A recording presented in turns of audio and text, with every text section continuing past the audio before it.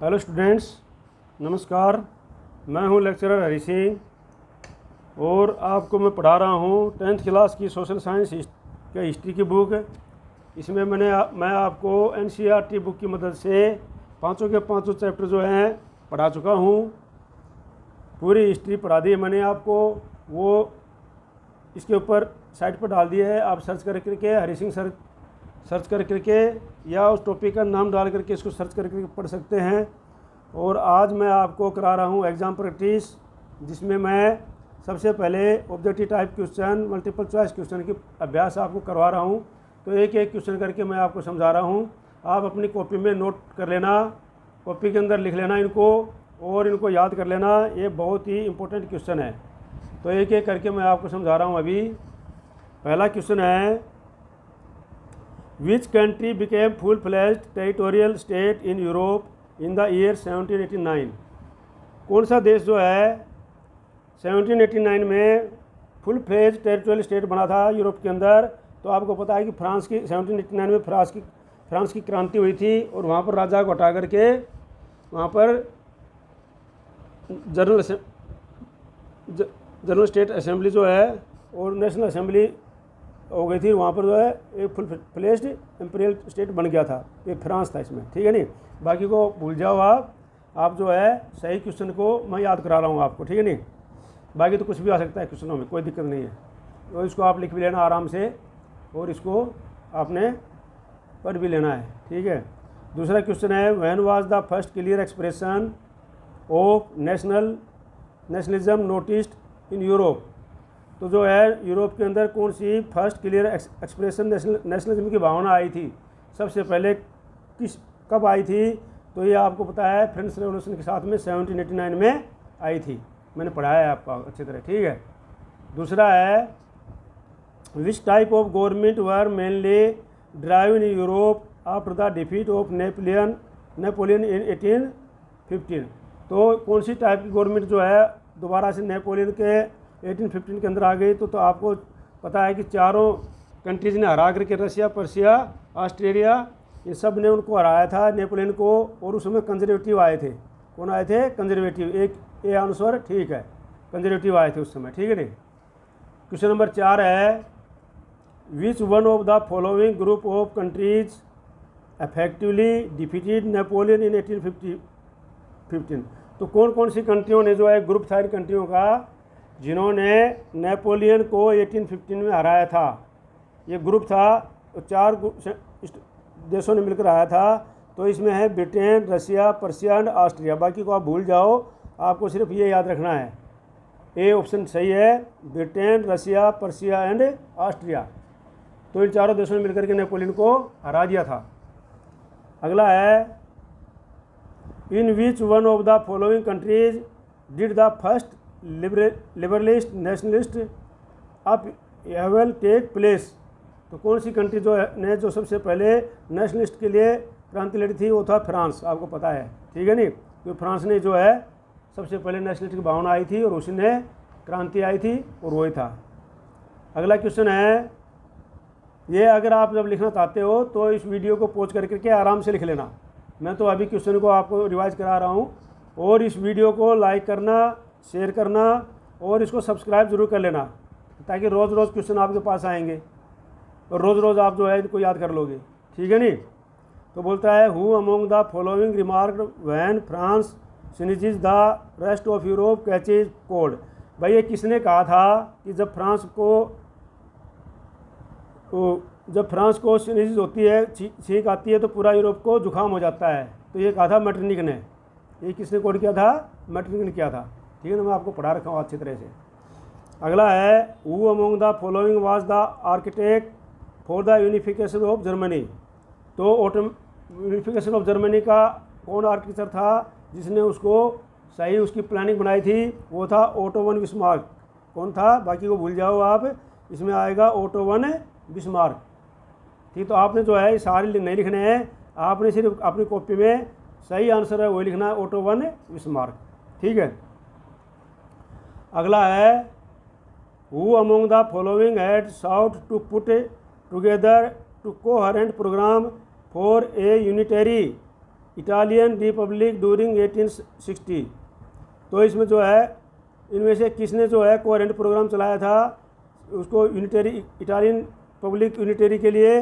तो इसमें था, ये आएगा, देखो अभी आप, इसमें आएगा जुसेफ मजनी।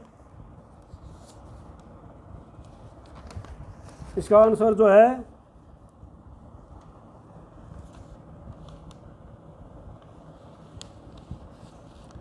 हाँ, who among the following was the found, हाँ ये जो है इसका आंसर इसमें ये है इधर, तो ये जुसेफ मजनी है। कौन है इसका? जुसेफ मजनी। इसका आंसर है जुसेफ मजीनी, ठीक है नहीं, ये दिया हुआ है इसमें, सी ऑप्शन सही है इसका, जुसेफ मजीनी, ठीक है नहीं। अगला क्वेश्चन है question number 9। Who among the following was proclaimed king of united Italy इन 1861।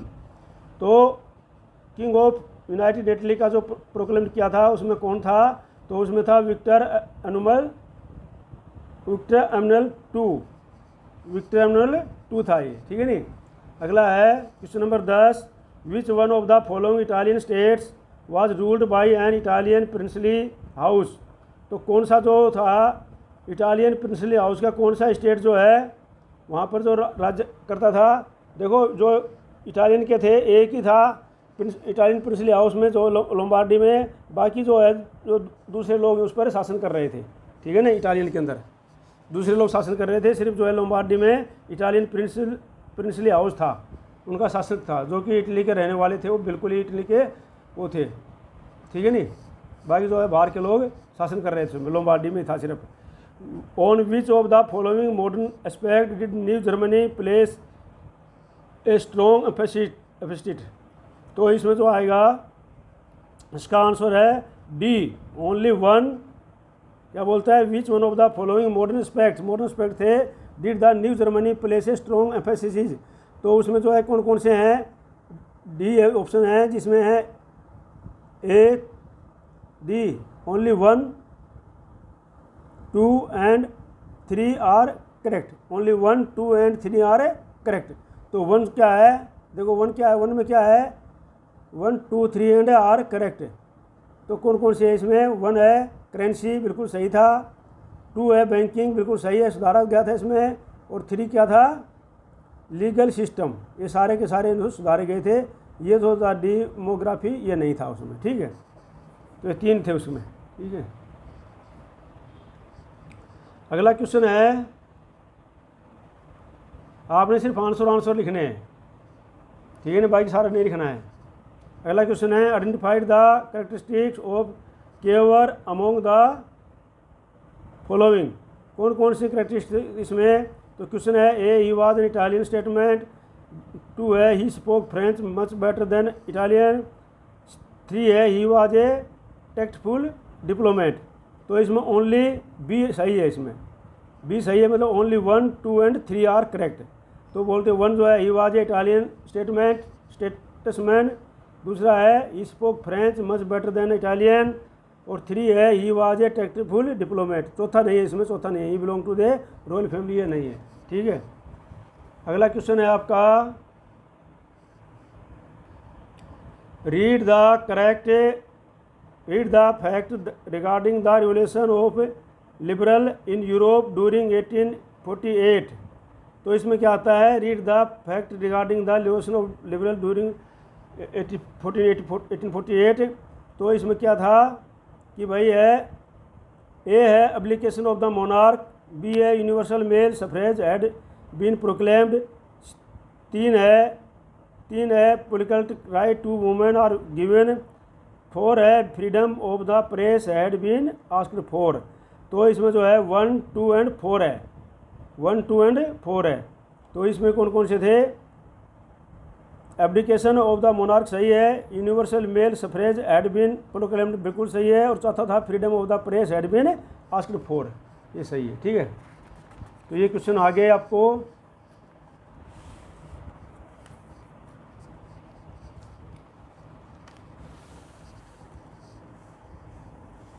अब आगे क्वेश्चन है आपको मैं समझा रहा हूँ।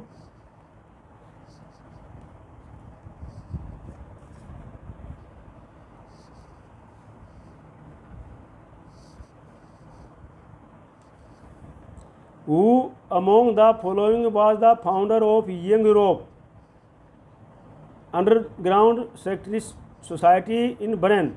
जो यंग यूरोप का अंडरग्राउंड सेक्रेटरी सोसाइटी था उसका फाउंडर कौन था? तो आपका पता है उसको फाउंडर था यूसुफ मिजनी, जो यंग सोसाइटी का फाउंडर था, क्योंकि उसको निकाल दिया गया था और उसने जा करके यंग सोसाइटी जो है, अंडरग्राउंड सोसाइटी जो है, सेक्रेटरी सोसाइटी उसने बनाई थी, यूसुफ मिजनी ने।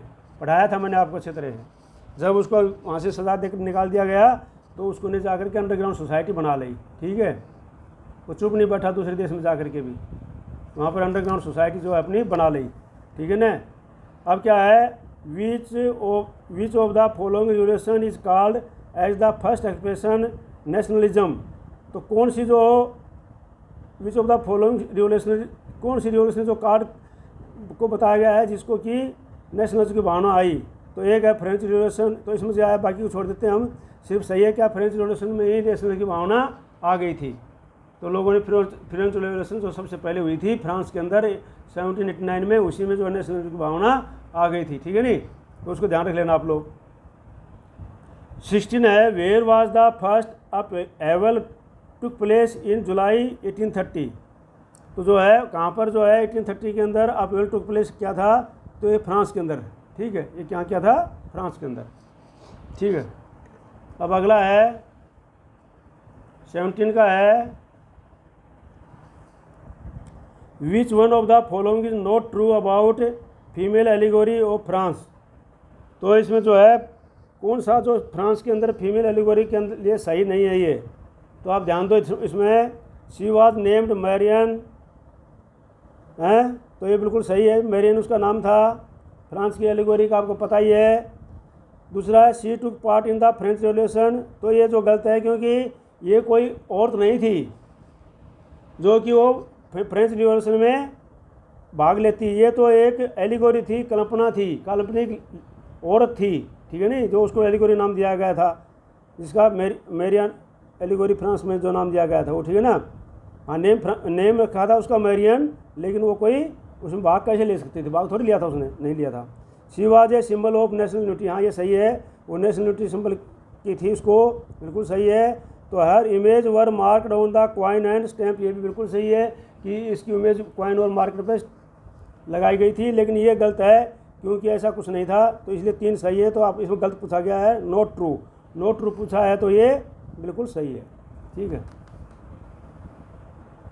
अगला है, फाइंड द इनकरेक्ट ऑप्शन। अब इनकरेक्ट ऑप्शन को हमें ढूंढना है।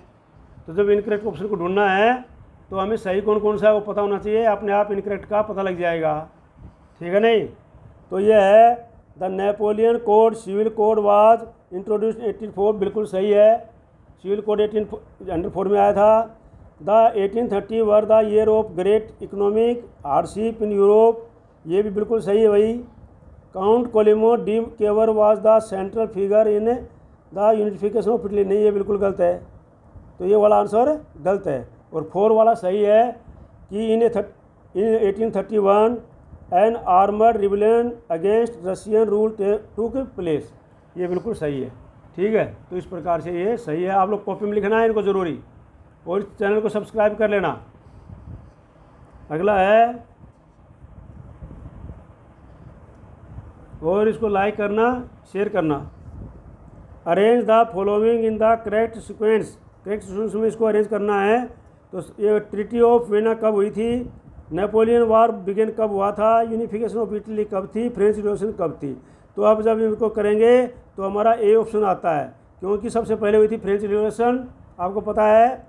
उसके बाद जो है फ्रेंच रिवॉल्यूशन के बाद में क्या हुआ था? यूनिफिकेशन ऑफ इटली हुई थी, यूनिफिकेशन ऑफ इटली, और फिर हुई थी जो है हमारी फर्स्ट ट्रीटी ऑफ वेना, ये बाद में जो ट्रीटी ऑफ वेना हुई थी। ठीक है, तो इस प्रकार से आपको पता होना चाहिए ये चीज़।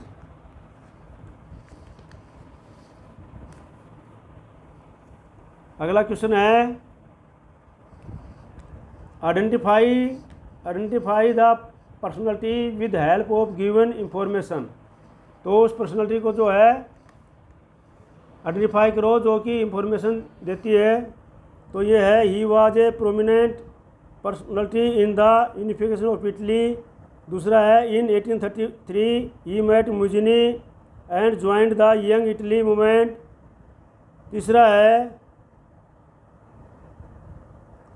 ही participate in a republic uprising in Piedmont 1834। और अगला है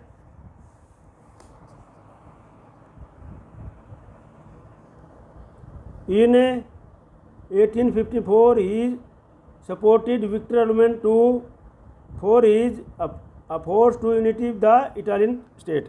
तो इसको जो ये गुण किस पर्सनैलिटी के अंदर मिलते हैं, ये गुण जो है किस पर्सनैलिटी में मिलते हैं, तो इसमें पूछा गया है A Joseph Garibaldi, B a Joseph Mazzini, T a count Camillo Cavour और डी ए नेपोलियन बोनापार्ट।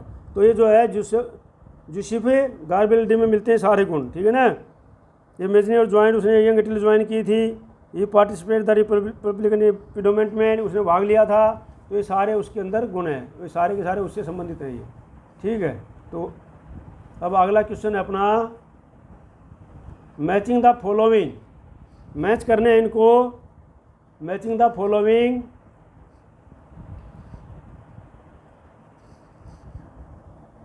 इसमें लिस्ट 1 ईयर है, लिस्ट 2 में इवेंट्स हैं। लिस्ट 1 में ईयर है और लिस्ट 2 में क्या है, इवेंट है। इनको फॉलोइंग करना है, इसको मैच करना है।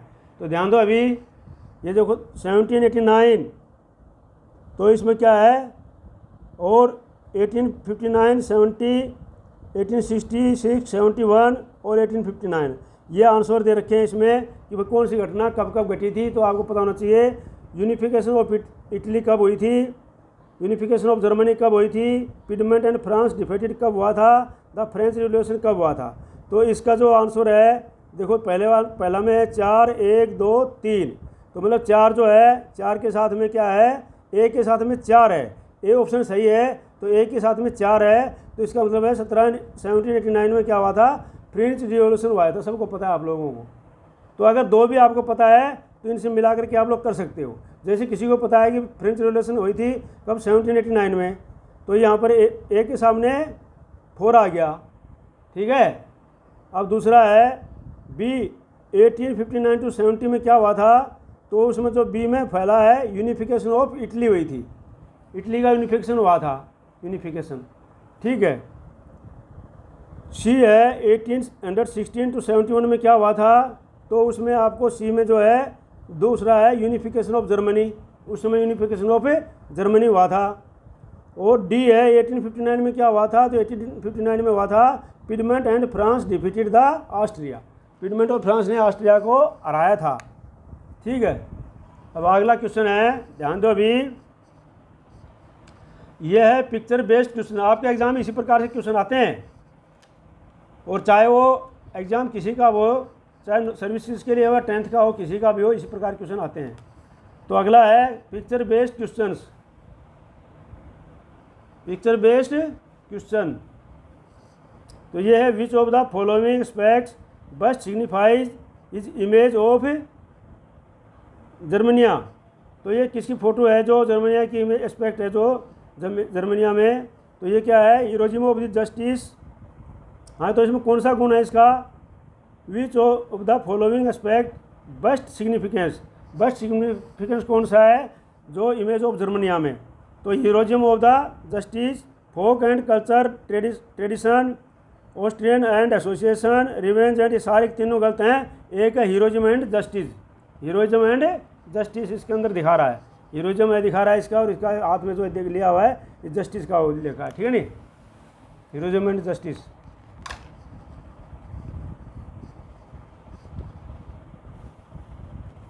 अगला है राइज ऑफ नेशनलिज्म में है ये question number 24।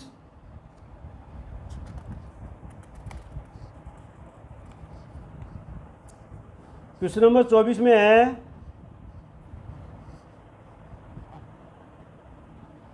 What this picture signifies during 1824 in France. France में ये पिक्चर क्या सिग्निफिकेंस करती है 1824 में, तो बोलता है ये क्या होता है, मार्शक ऑफ चियोस, ये मार्शक ऑफ चियोस है जो दिखा रही है इसमें ये प्रकार का, ठीक है नहीं। अगला है which of the following aspect bust significance in the image of 1848 France. France में जो बस्ट सिग्निफिकेंस का इमेज क्या है इसमें, तो ये क्या है इसमें दिखा रहे हैं, पिजेंट्स वगैरह दिखा रहे हैं आपको हैं। तो पिजेंट्स जो है अपराइजिंग 1848 में जो कर रहे हैं, क्रांति कर रहे हैं, ये दिखाते हैं जो के तौर के गैर दिखा रखा है पिजेंट्स का है ये, ठीक है। तो इसका आंसर है पिजेंट्स अपराइजिंग 1848। अब आता है fill in the blanks. Fill in the blanks, तो क्वेश्चन है ये, the treaty of Vienna was signified in. Treaty of Vienna कब हुई थी? 1815 में, क्योंकि ऑस्ट्रिया, रशिया, पर्शिया ये सब चारों ने जब उसको नेपोलियन को हरा दिया था उसके बाद उन्होंने ट्रेटी ऑफ वाइना की थी 1815 में, ठीक है। Destroyed the democracy in France. France में डेमोक्रेसी किसने डिस्ट्रॉयड किया? तो ये नेपोलियन ने की थी। जब नेपोलियन आया था तो उसने जो है, उससे पहले क्या है, फ्रांस में क्या आ गई थी, नेशनल असेंबली बन गई थी और वो लोगों के द्वारा चुनी गई थी, और ये नेपोलियन ने उनको डिस्ट्रॉय करके वहाँ पर अपना शासन स्थापित कर दिया, दोबारा से मोनार्की सिस्टम कर दिया था, ठीक है। विक्टर एलुमन II was proclaimed king of united Italy in, कब हुआ था ये? 1861 में। अगला है, Greek country had been part of the Ottoman empire since 15th century. तो क्या था इसमें? ग्रीक आएगा। ये country had been part of the Ottoman empire का जो कंट्री था वो कौन था? ग्रीक था, ठीक है नहीं। अब आता है करेक्ट द रीराइट। अब रीराइट लिखने हैं, ये गलत लिखे हुए, इनको रीराइट लिखना है, ठीक है। तो करेक्ट द रीराइट इसमें करना है आपने। 30वां क्वेश्चन है ये, monarchical type of government was functioning in Italy before the revolution of 1792। तो इसमें आंसर सही क्या होगा? आंसर सही होगा भाई, the monarchical type of government was functioning in France before the revolution 1789। तो 1789 से था मोनार्किकल टाइप ऑफ गवर्नमेंट, ठीक है नहीं। 1792 नहीं आएगा, 1789 में क्रांति में जो मोनार्की को हटा दिया गया था, जब 1789 क्रांति की थी ना, तो मोनार्की को वहाँ से लुईस 16 को हटा दिया गया था वहाँ पर, ठीक है नहीं। अब अगला क्वेश्चन है 31, Italy was forcibly incorporated into the United kingdom in Britain 1801। तो ये बोलता है कि Ireland was forcibly incorporated into the United kingdom. Italy नहीं मिलाई गई थी, यूनाइटेड किंगडम तो आयरलैंड बनाया गया था, इटली तो अलग कंट्री थी, उसको तो मिलाने को मतलब ही नहीं था। तो ये जो फोर्सबली जो है मिलाया गया था, किसको मिलाया गया था? आयरलैंड को मिलाया गया था फोर्सबली। तो इसको करेक्ट करना है आपने, इटली नहीं मिलाई गई थी बल्कि आयरलैंड मिलाया गया था, इटली गलत है इसमें, ठीक है। तो ऐसे इनको आपने वहाँ पर करना, इटली गलत है, ठीक है नहीं। अब जो है अगला क्वेश्चन है question number 32। On 18 January 1871 chief minister Victor एलुमन II proclaimed the new German empire headed by Kaiser William I of Persia.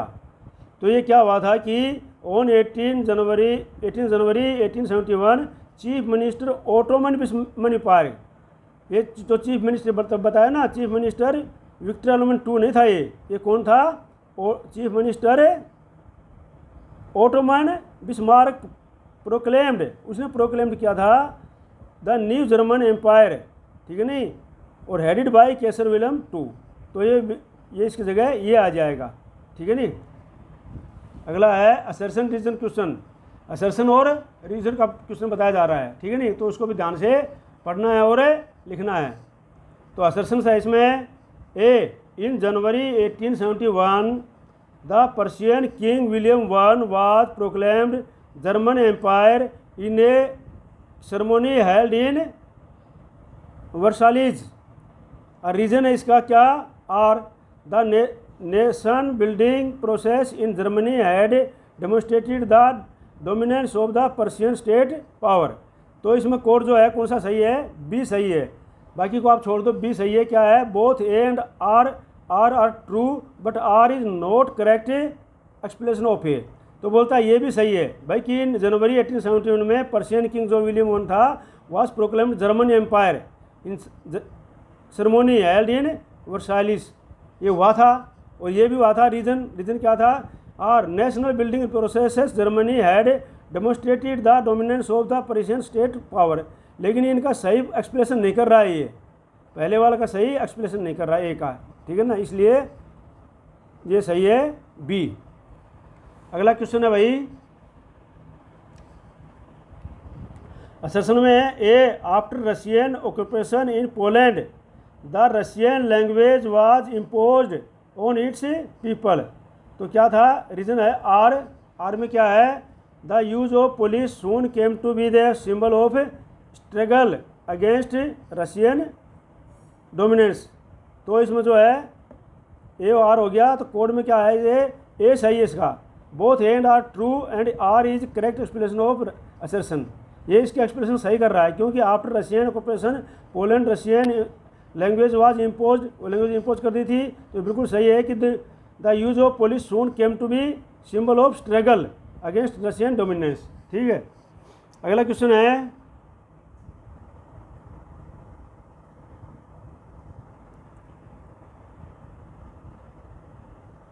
हाँ both A and R true पर R is the correct explanation of ए बता दिया। ठीक है,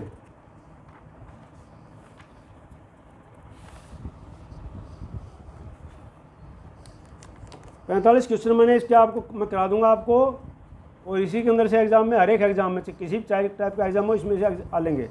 अब assertion है, A in Britain the formation of the nation state was not the result of the sudden appeal. Reason R है, ethic groups of Britain extended its influence. ठीक है नी, तो इसमें जो है क्वेश्चन जो है सी सही है, A is true but R is false. तो ए सही है भाई, Britain formation of the nation state was not the result of a sudden appeal नहीं थी उसका, तो बल्कि क्या था इसमें जो है ए ट्रू, एज ट्रू सही है, लेकिन ये ethnic group of Britain extended in influence ये गलत है, आर इज गलत है ये। ठीक है नी, अब अगला क्वेश्चन है, very short answer type question है ये, तो ये भी मैं आपको करा देता हूँ, ये भी आपने लिख लेना है, फिर ये सारे सही हो जाएंगे। वेरी शॉर्ट हो रही है, which to which country did the artist Frederic Sorrieu belong. किस कंट्री से बिलोंग करते थे, तो Frederic Sorrieu belong to the France, वो फ्रांस से बिलोंग करते थे। Name the French artist who prepared, name the French artist who prepared a series of 4 prints visualizing his dream of a new world। तो इसमें answer आएगा, the French artist Frederick Sorio prepared A series of 4 printing. Prepared Sorio ने की थी सबसे पहले, आपने पढ़ा था उसमें, बुक के अंदर लिखा हुआ है पहले ही, ठीक है नहीं, visualizing his dream of new world. ठीक है, अगला क्वेश्चन है, name the painting prepared by Frederic Sorrieu in 1408। तो उसका नाम क्या रखा गया था, In 1848, Frederick Sorio prepared a painting, The Dream of Worldwide Democratic and Social Republic, The Pact Between Nations। ये था उसका। अब अगला क्वेश्चन है, question number 39, What was the main of the French Revolution। French revolution का main name क्या था भाई, तो इसमें The main of the French Revolution was to liberate the people of France and also the people of Europe from deposition and establish nation state under common people rule। ठीक है, अगला question है, which type of government was functioning in France before the revolution of 1789। किस प्रकार की government थी 1789 के, क्या मोनार्की टाइप थी वहाँ पर, मोनार्किकल। तो क्या है मोनार्किकल टाइप, मोनार्क कौन था उसमें, लुइस 16 था। Monarchical type of government was functioning in France before revolution of 1789। अगला क्वेश्चन है, when was France declared as a republic. France ऐसे रिपब्लिक डिक्लेयर कब किया गया था, तो एक किया गया था 21 सितंबर 1792। The newly elected assembly abolished the monarchy and declared France as a republic। अगला क्वेश्चन है 42 नंबर है, When did Napoleon invade Italy। तो नेपोलियन ने इटली कब इन्वेड किया था? 1797 में नेपोलियन इन्वेडेड इटली। ठीक है, अगला क्वेश्चन है who implemented the civil code of 1804। तो आपको पता है Napoleon Bonaparte implemented the civil code of 1804। अगला है who hosted the Congress at Vienna in 1815। Vienna में कांग्रेस के होस्टेड किस मेज़बानगिरी किसने की थी? जो ये की थी the Congress at Vienna 1815 was hosted by the Austrian chancellor Duke Metternich. Austrian chancellor जो था ड्यूक मेटरनिक, उसके द्वारा ये होस्टेड की गई थी। ठीक है,